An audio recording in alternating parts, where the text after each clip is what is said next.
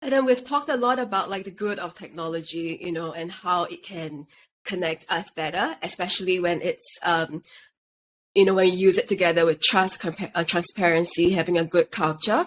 But technology can be a double-edged sword. A lot of companies who are monitoring employees on their computer, how much they work, and they're also very clever at, like the mouse wrigglers, to make it seem like they are working while they're not.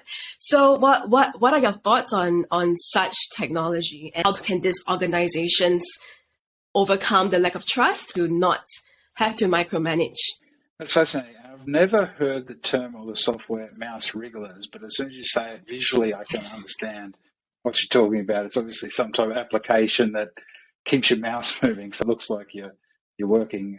Maybe I'll download. No, I won't download that. But yeah, no. Look, I'm with you, and you've got to get the balance right. Well, I think it's two things. You've got to get the tools, you've got to streamline, you've got to do these, and then you've got to build the culture around that as well. So if you're using a work management tool or whatever it is, I think the thing that really helps people is transparency.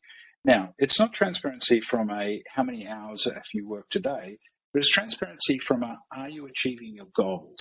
So irrespective of how long it takes, and if you very much, your organization is based around tasks and goals and OKRs, well, that's the important metric, not how many hours somebody is working. So I think what you want to do is you want to use the technology to help you to achieve your goals, not measure necessarily the input that is going into it. What you're after is the output of people achieving their tasks and their goals.